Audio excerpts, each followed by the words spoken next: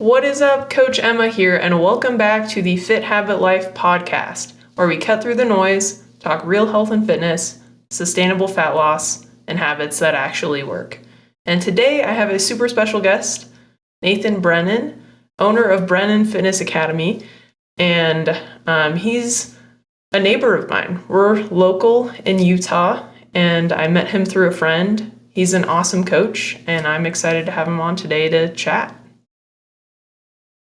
So go ahead and introduce yourself, and we'll go from there. Yeah, so my name is Nathan Brennan. I'm owner of Brennan Fitness Academy.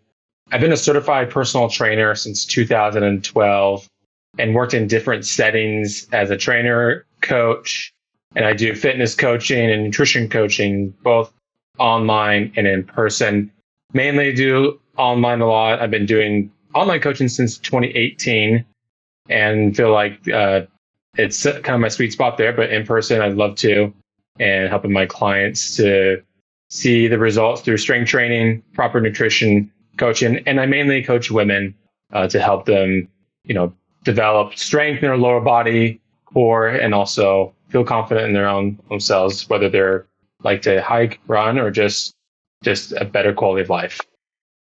That's awesome. Yeah. How did you get into women, coaching women specifically? Yeah, I would say that over time, I find that my best clients are women. And again, back in 2012, when I first started, I worked in different settings and then I kind of transitioned to online training.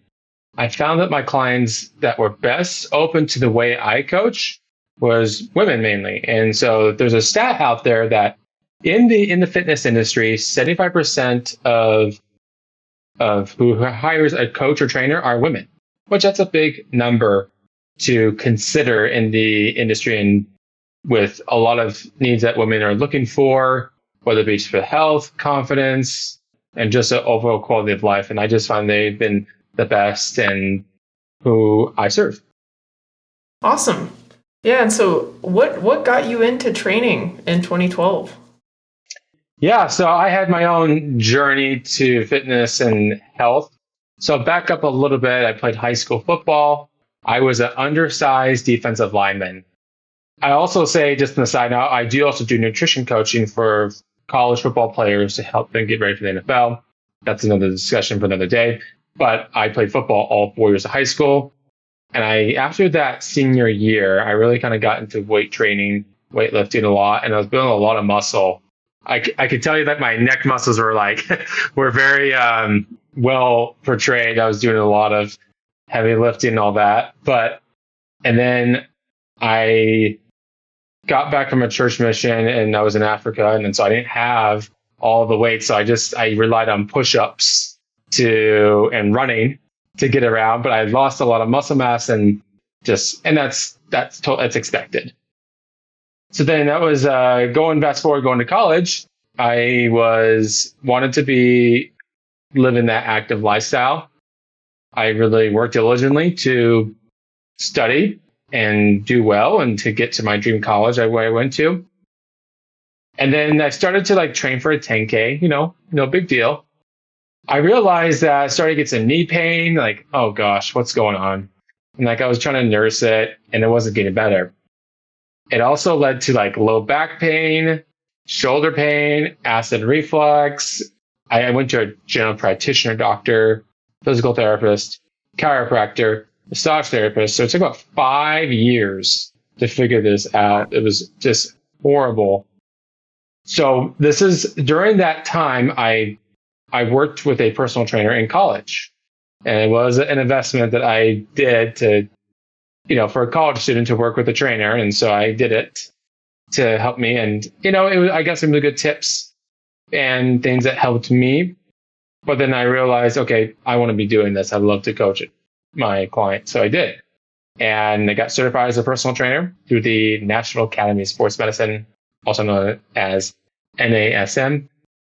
I realized that, there was just a couple things that were just nutritionally that were just not working with me in my system, and developed some food sensitivities. And then on top of that, on a proper exercise program that would help target glutes, which I'm also a certified glute specialist too. So I really kind of focused on that area to help because I love running. And I got back into it after 5 years to know I had to take out some, not take out, but change how the way I eat and even train. What specifically did you notice that caused a lot of that inflammation in your knees? Yeah. So like what I realized is all it came to an acupuncturist to kind of plant the seed telling me this. You need to have gluten and most dairy products. It did pretty good, but she said like one or two things I could have for dairy, but I realized I had to get off dairy completely, and that made a difference. Like I noticed how I felt. I also noticed I was low on vitamin D, so I started Oh, to take some vitamin D and started to take some supplements.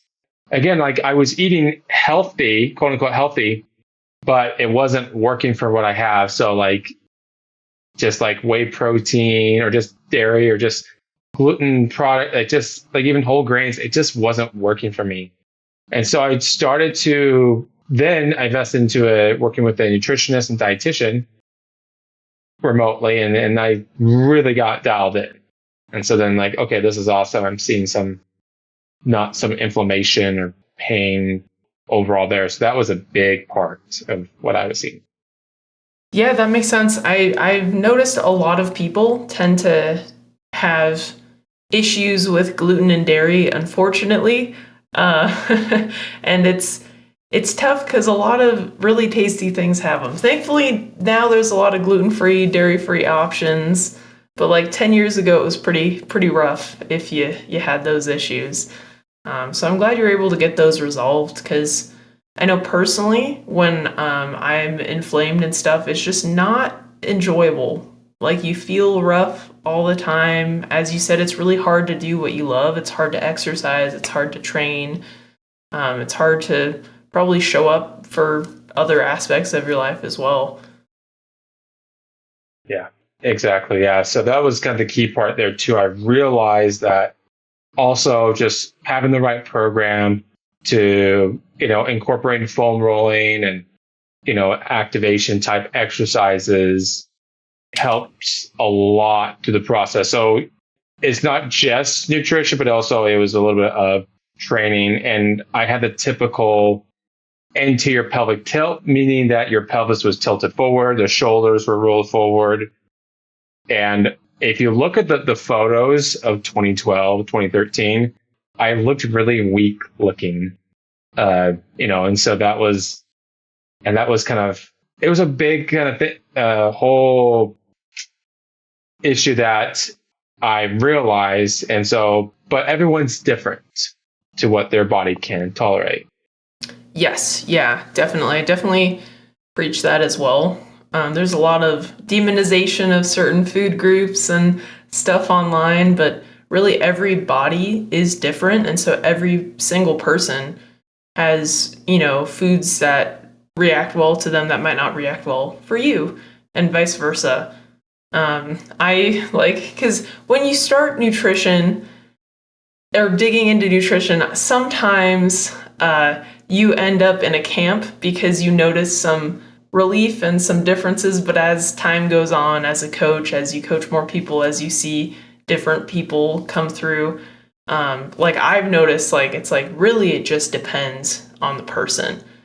Like somebody personally, like I can eat dairy, no problem. I have no issues with dairy.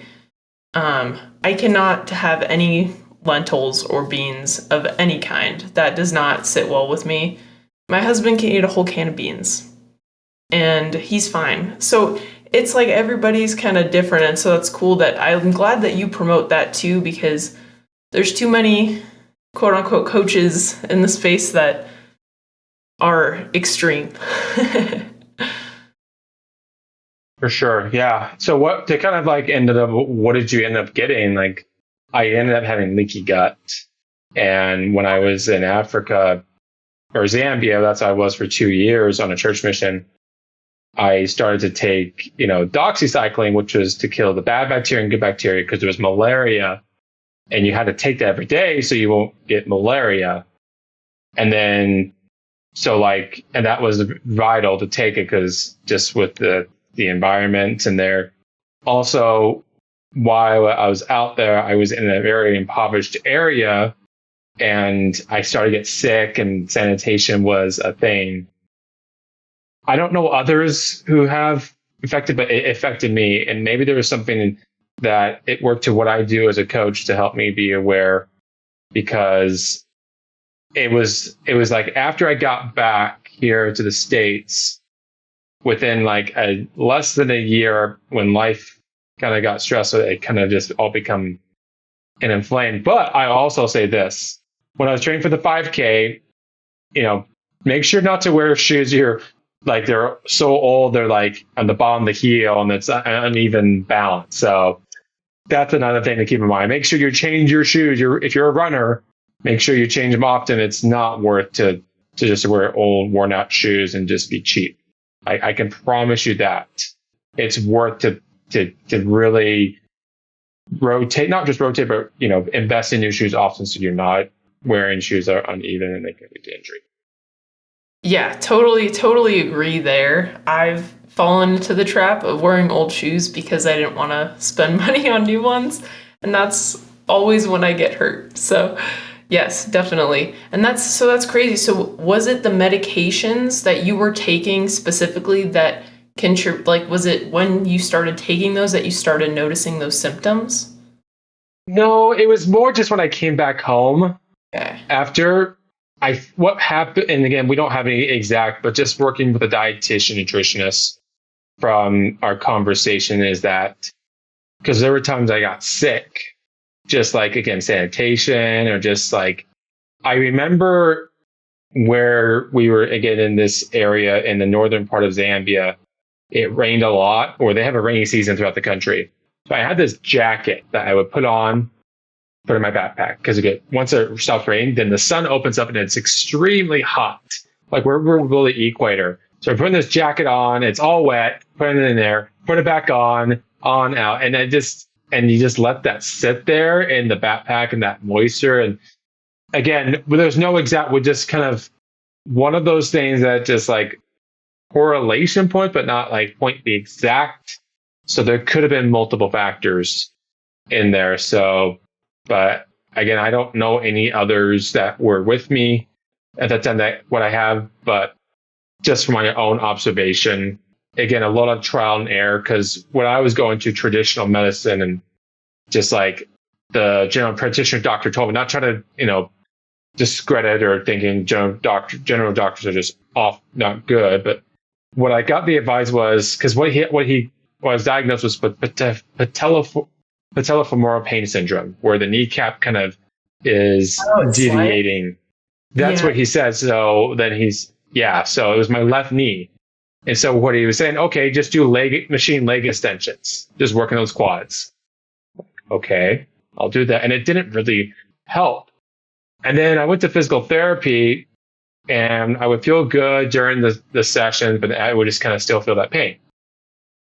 Now, chiropractor, when the low back pain came, it was just, again, they said that you have this type of syndrome, facet joint syndrome, and, wasn't.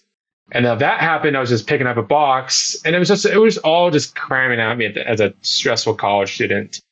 And then massage therapy, which I still do, helps a little bit, but not long lasting. So really just taking account of what your body is. And it can be frustrating. I know how it is. Everyone's different and you have to find out what works for you and how to kind of get out of that pain cycle. Yeah, totally agree. And if anybody who listens to this podcast probably has heard the story of my husband a bunch of times. But yeah, we went through traditional medical route for a lot of things and came up empty. I think doctors are really good at addressing urgent things. Like you cut your finger off, go to the emergency. They will fix that for you. You have a crazy infection, go to emergency, like those sort of things. But like chronic pain, weird symptoms, lingering symptoms, and other things, maybe autoimmune conditions, other stuff like that, the traditional medical system, they kind of stay in their silos, so they don't look at the big picture. So, like, your doctors probably never even asked you questions about your diet, right? No, at that time, no, or they went into it. It just kind of like, hey, just do these leg extensions and work the quads. Yeah. But And so that's tends to be the issue with the traditional medical system is like they don't look at the big picture. And so that's why like I'm so glad that you found a nutritionist that could help you with that, because otherwise you might still have leaky gut, unfortunately. So I'm glad that you were able to look elsewhere and find other solutions and take a very holistic approach to it. That's awesome. Cool. Well, that's crazy. So what after you healed your gut and you started to notice improvements, how did you change your training and just goals? Like, did you continue to run, or like what were you focusing on after that? yeah, so this is about 10 years ago when I was starting to see some improvements. So I started to kind of do a little bit of yoga. And this is back home in California, Orange County, where I originally grew up. Started doing that. I worked at a physical therapy clinic at the time, but I invested into this, nutritionist, dietitian to help, and then they gave me some supplements to help. So one of the things they talk about, like probiotics, like to help the good bacteria to come to build that up as well. And then I started to take like L-glutamine and then, fish oil. And I was pretty, focused taking those. And then I was starting to kind of like, man, I can start running again and a little bit. And then I was on the exercise part, I do these clamshells with a mini band. And that really helped to help the glutes kind of work. I would always foam roll and then do the clamshells.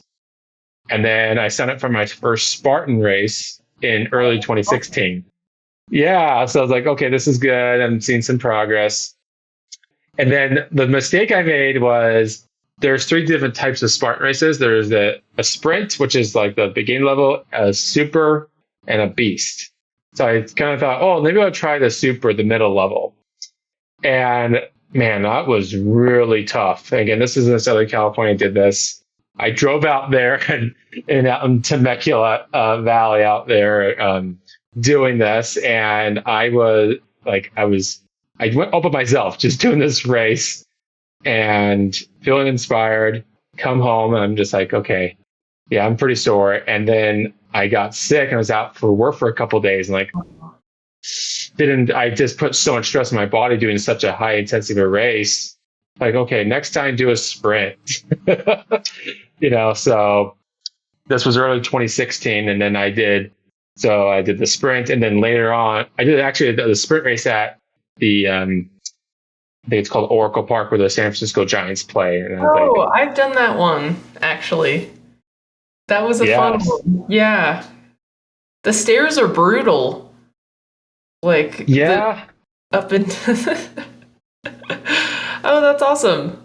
Cool. Yeah. And do you still do Spartan races? I haven't done them since 2019. I like to kind of get into them. So I've been just focusing on just the running part of it, just running and hiking more.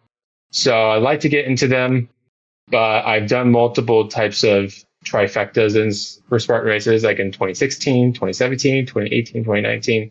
So I'd like to get back in doing those. Wait and see, but I've done them in different states, which that's kind of, you could go to different, sites and all that, their destinations. So it's fun. That's awesome. Yeah, they're really fun. I have a history of overtraining, so I had to stop because if you have a history of overtraining, training for a Spartan race is probably not conducive to good health for you. So for me specifically, but definitely want to get back into those too because they're really fun. Everybody's super kind out there. Like it's a very positive environment, supportive environment. And like you said, it's kind of fun to go to different places try them.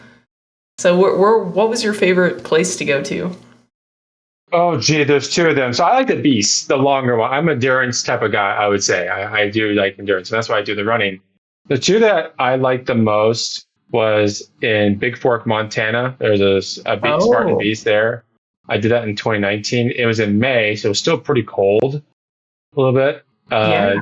So that was awesome. Uh, and then another one I liked was, this is kind of a memory comes. My wife did one with me in 2019. We did like a sprint Mm. out in, is like, it's technically in Arizona, Little Arizona, but it's like right outside Mesquite, Nevada. So I just like that one because me and my wife did it together. So yeah. That's So awesome. mhm. Cool. I think I've only done two, maybe three, but two were the same. Yeah, I've done three. So I did the San Francisco Oracle one, the stairs. That was my first one. The stairs are brutal. You have to like run multiple flights of stairs in the stadium. And then I did the Monterey one twice, like the super, like the 6K. That one I had to eat. I was so hungry I ate like two burritos after that one. Um, and it was hot. There was not a lot of shade. It was like California drought time. So it was pretty brutal. But fun. Yeah. Have you ever done a Utah one? I have. I done. There's two of them that one. The first ones I did it was up in Nordic Valley Ski Resort. The other one was at Snow Basin. Cool. I've heard those ones are kind of brutal because it's a ski resort. You're like climbing up the hill. That's fun. Yeah, yeah, for sure. Awesome. Okay, cool. So what are you focusing on now? Like with your fitness, how has your journey kind of transformed in the past decade or so? Yeah, so I kind of been focusing more on a lot of strength training. I use TRX a lot, which I actually got certified back in 2014. I use it with my clients too. So like TRX is just like the vital component or a component, but I gotta use like resistance training. I do glute training too as well. I've been focusing a lot of core as well, just to help develop a strong core. Because if you think about online coaches and trainers, we sit a lot making content or just on calls than you Yeah. think a traditional personal trainer, which I do both. So I have to make sure my hips are mobile. I'm making sure that I do a lot of, foam rolling or there's any tight muscle knots that might be into place. So we think as coaches and trainers are super active, but if you're like an online, you're just, you just sit a little bit. Fortunately, I do have a standing desk. I have that and I have a standing pad. I can do it when I need to, but it's like so important to, I think like with online coaching, it's for me, just making sure you stay in shape and you're looking the part as a coach to help, promote that way of life to your clients to help show credible you are. And like I mentioned, train for a half marathon. So I do some runs. I'll put a little insight. So I use CWX compression tights for when I train. So I have affiliate code. If your listeners want, I'm happy to put it in the show notes, and basically I've been using them since 2016 when I was started doing Spartan races. So I have a picture when I did the Spartan race at Oracle Park in San Francisco. I was wearing my long form compression tights and felt great. And I wear them when I go to the gym. I wear them when I go run, and they could also be used as a recovery type of way after training. So CWX, they're originally from Japan, but it's basically what's unique about them is they mock kind of, or they mock kind of, or not mock, but match how kinesio tape you put around your knees. It has that Oh, design, that webbing in the tights to help stabilize your knees, your low back, pelvis. So I've been using them since 2016. And so now I'm just more religious using it just to help create or increase your circulation as well. So I'm a huge proponent. I give the affiliate code to my clients too. And it's again, it's a tight type of compression, but it feels comfortable. For me, it fits like a glove. And so just like when I put them on, it's incredible. So makes a big difference. They do have like a lower type of compression, to help with if you're just getting new to it. And if you're like doing more endurance type training, they have a more type of tight that's more tight fitting, but it helps you, keeps your joints and Cool. circulation going. What have you noticed, like the benefits of utilizing that versus just like wearing normal stuff? Because I've never used any compression anything. I was a swimmer and water polo player, so I don't know if you've ever seen swimmers, but we have like these fast skins, and they're like basically ultra compressed suits because it helps with speed. So I don't know if that's the same with running or if it just, like you said, helps reduce swelling, which can probably be an issue if you're going on really long runs.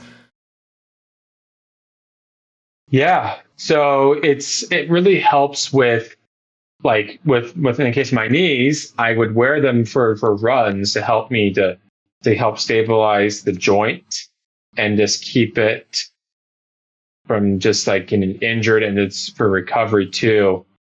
I would also say that it's helpful for, again, if you're just like you have a swelling issue in your legs and all that, it just helps it to keep it not swelling up.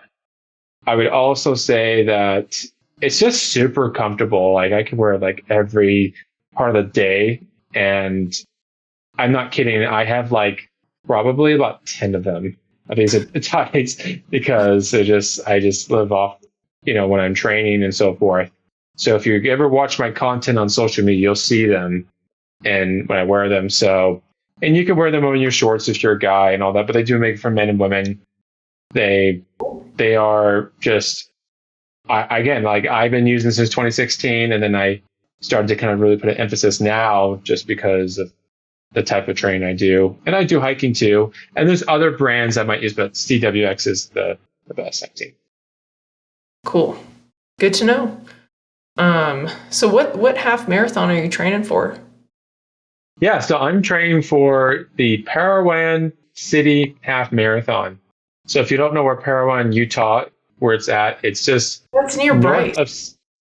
It right? is. Okay. It's near, but it's if you're on I-15 and you're down in southern Utah, there's a city called Cedar City. So north of Cedar City on I-15, there's a little city called Parowan, and you'll see an exit for Brian Head Ski Resort. Instead of going to that, there's another, you go up the mountains, you're up in a reservoir, and you run down 2,300 feet down, decline down into the city. So the city is like, just off I-15, but the actual half marathon starts up in the mountains near a reservoir, and you just run down. Cool. So you get a good work in the quads. Yeah, I'm sure. That's awesome. So that must be a really pretty run. Yeah, I haven't done it before yet, but looking forward to doing. And we thought we'd make a change because there's so many half marathons you find. And last year I did a marathon a year ago, and I've done 2 marathons already. But the half marathons is it's a good one to kind of if you don't want to go all in, but find something depending on your fitness level. But it's been good. That's awesome. Yeah, that's fun. I think it's the fun part of doing things like that is you get to go to different places, and it's kind of like an excuse to travel a little bit and see different things and try different stuff. So that's really awesome. And that probably keeps it exciting too. Like, because always doing the same race, you might get kind of tired of it unless you really like it. But that makes a lot of sense. Cool. So how do you manage your running with your strength training? Yeah, so I have a program that I create, and I use the coach app like my clients when they come with me. But I have my own program that I'll run 2 times a week, maybe 3. But I always make sure I prioritize strength training, just make sure to help prevent injuries, develop joint strength, and just muscle mass as well. So that's kind of the key thing too. So I always make sure that 2 or 3 runs I can do per week. That will help to keep things going. I always make sure if I'm running, I always have a camel pack, and have when I'm running, I've always had these headphones. I can listen to something that keeps me going. But strength training, again, I'm going to the gym and just working on building muscle or core strength too, as well, and just keep flexibility open as well. Yeah, that makes sense. That's super important. I think oftentimes people, when they train for running events and stuff, they tend to stop strength training, but it really is crucial, like you said, to prevent injury and stuff. Especially like what I've noticed with some of my clients or family members who are avid runners is they tend to have really tight hips and like weak core. And that tends to cause them a lot of knee, ankle, hip pain issues. So what are your like favorite exercises to help like strengthen the core and help with tight hips and stuff?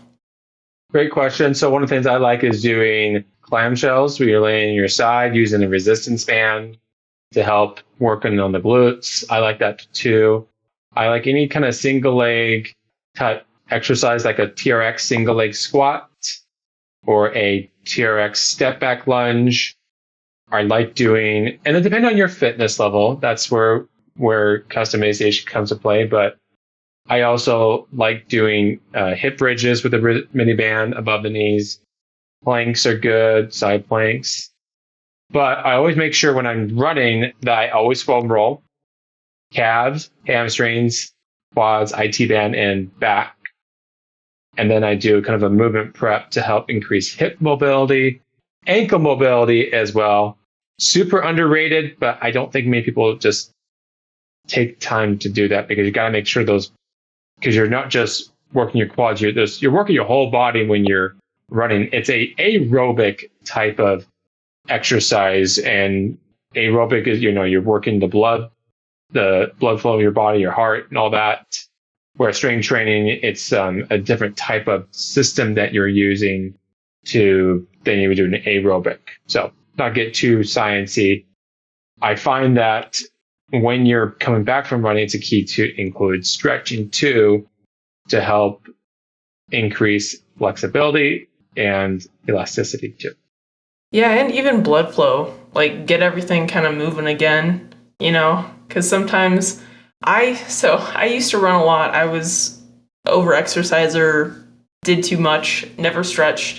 And then I was starting to get like Achilles tightness and knee problems and other things.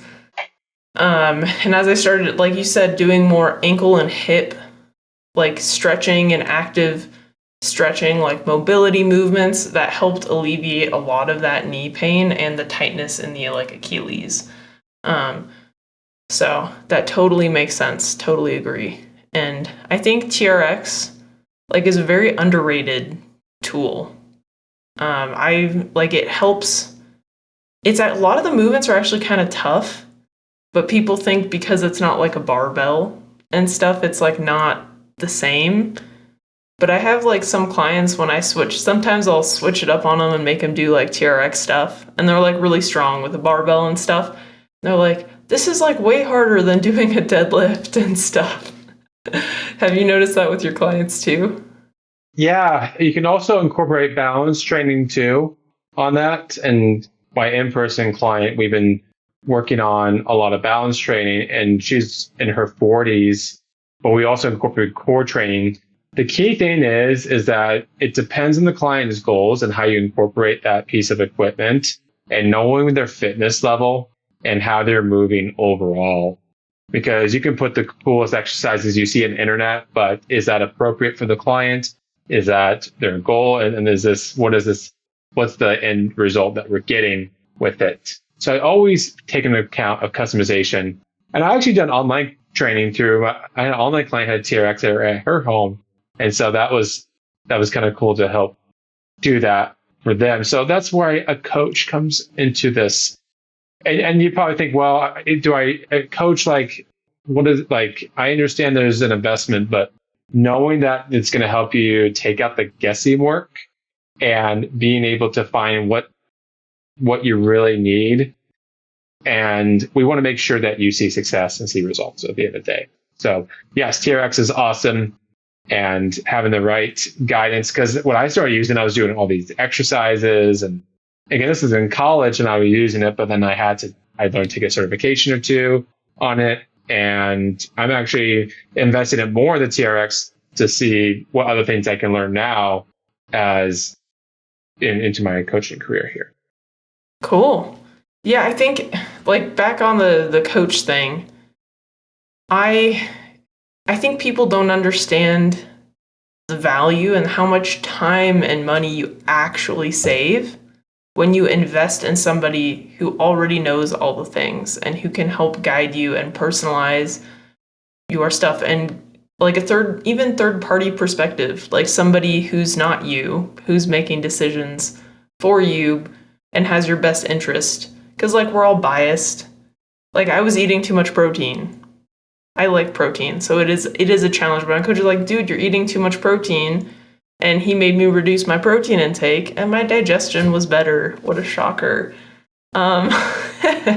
So I second that. Like getting a coach who knows what they're doing, who takes you into account in your goals and personalizes your strength training, your exercise routine, your nutrition, so that it fits your lifestyle and is sustainable is the fast track to whatever result that you want.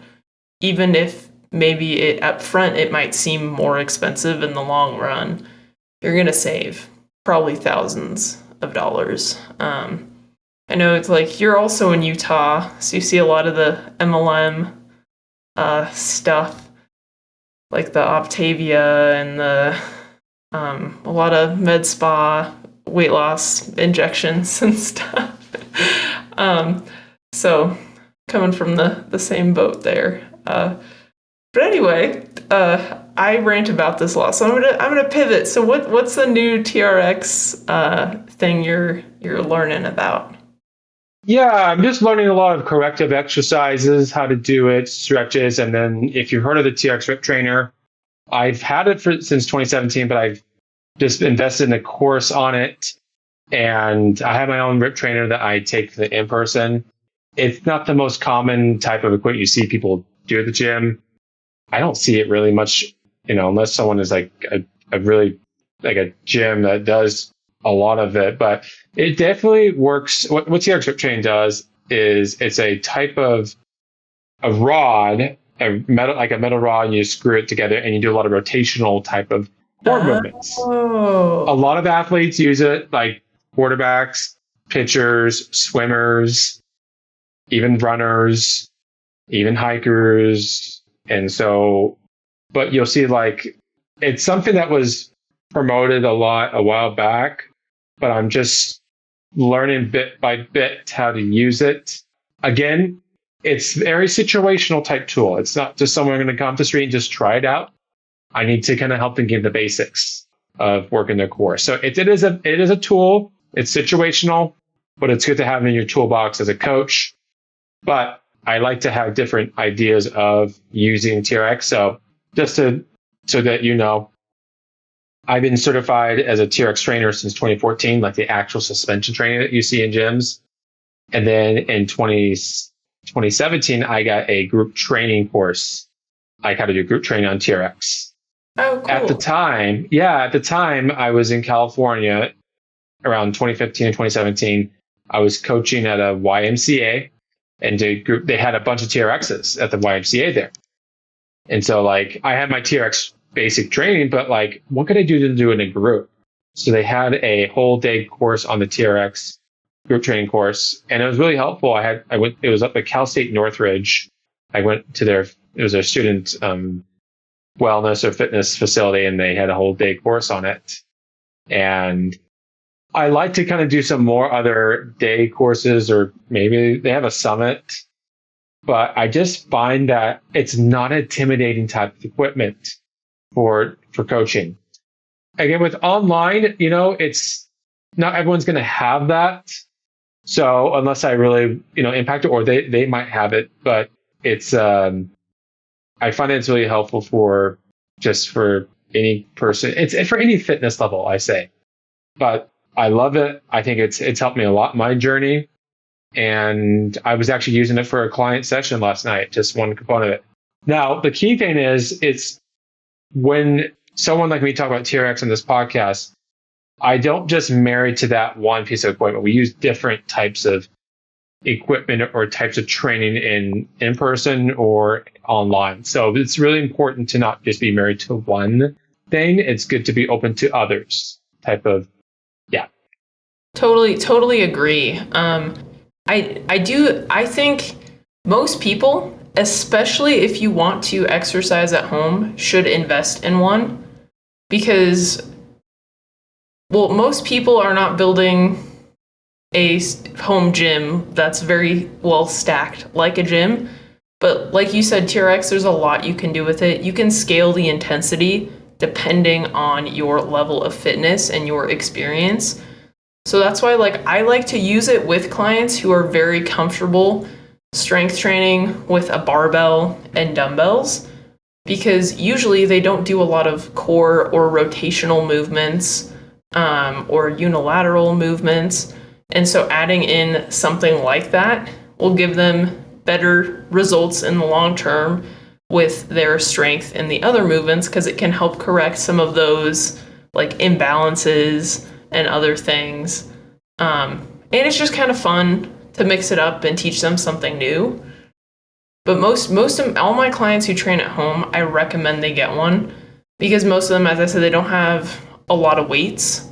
But with the TRX, like you were saying, you can really scale the intensity by increasing the angle or decreasing the angle, or doing, instead of supported squat, maybe you do single leg squat, or even one arm movements, one arm row, one arm curl, those sort of things. So anyway, totally agree, but definitely situational dependent. If you have lower body injuries or maybe shoulder injuries, depending on the client, it probably wouldn't be great because you have to stand on your feet for the most part for most of the movements and can cause shoulder pain. It actually helps some of my clients with shoulder pain, depends. Anyway, I'm rambling, but totally agree. TRX is great, but it's just one tool in the tool belt. So what other equipments do you like to use, or what's your other favorite equipment? I like doing barbell hip thrusts. So having that fat pad on the barbell, doing hip thrusts, barbell, and just working on glutes that you probably see a lot on the internet, but I like that. That really works on the glutes. Again, if you're going to do this, just make sure your fitness levels and having the right form and weight as well. I also like doing the cable pull through. So cable type movements I do with my clients and myself.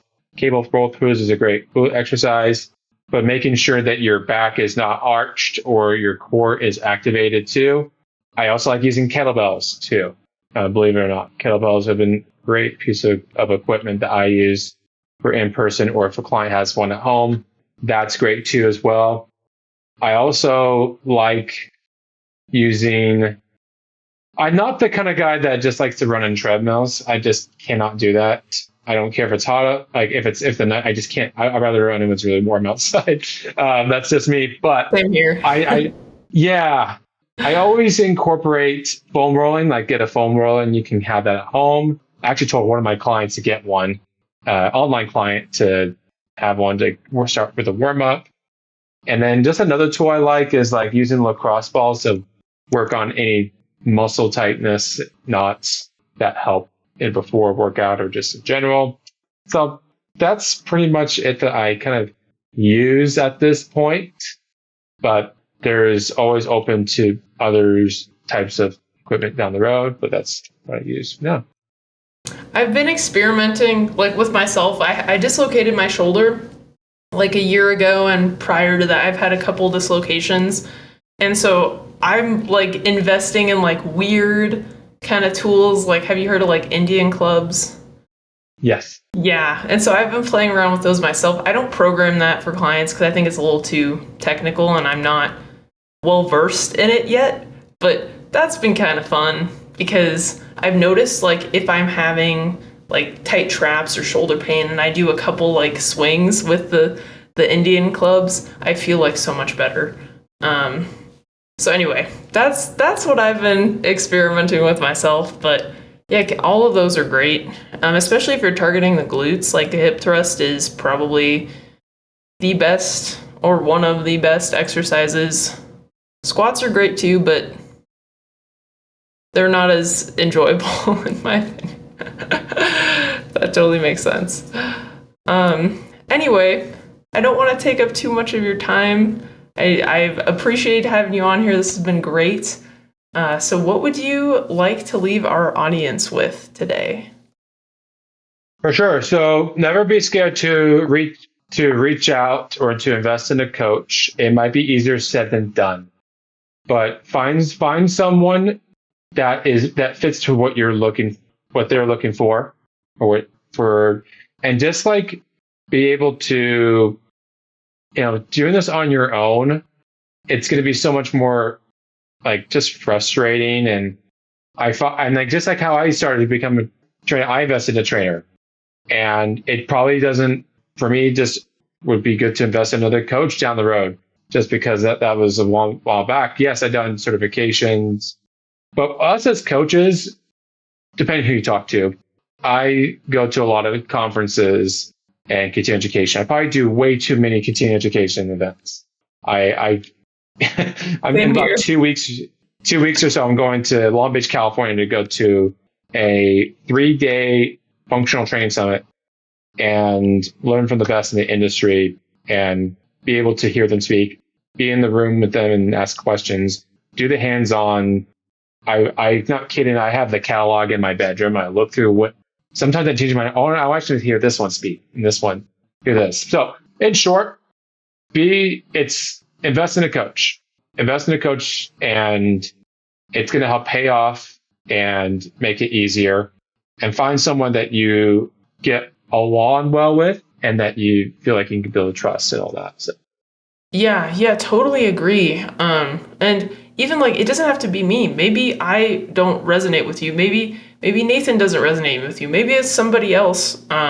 But like it's the fast track to the results that you want. So trust us. I wished I had invested in my coach earlier. So from personal experience, I can definitely vouch for that. So anyway, Nathan, where can they find you? I will link all of these in the show notes, but just in case our listeners are listening and on Instagram or Facebook right now, how can they find you? Yeah, so you can find me on Instagram at Dr. Glutes1, which is spelled DoctorGlutsGlutes with the number 1. So Dr. Glutes1 on Instagram. You can also find me on Facebook, Nathan Brennan. Or you can also find me, I'm also a little bit somewhat active on LinkedIn too, Nathan Brennan, that you'll find me there as well. I also throw this out. I have a YouTube channel. Now, this is not a typical YouTube channel here, trainer do these exercises. This is more of a lifestyle. I do travel quite a bit. So I love hiking and put videos of hikes or hotels or even flights that Cool. I go on. So it's more of a lifestyle kind of thing. So, I don't just like kind of breathe and all just training and all that, but I have a life where I do get outside, travel, and so forth. So you can find me, Nathan Brennan, there on YouTube as well. So we try to keep that channel open, and be sure to subscribe to as well. Awesome. Yeah, I'll link those below. And again, thanks so much for coming on. It was fun chatting with you today. And everybody who listened to the end, if this resonated with you, and you think someone else could benefit from the stuff we talked about today, please share the episode, like it, rate it, and tag us if you want to share it on social media. And thanks for listening, and we'll catch you on the next one.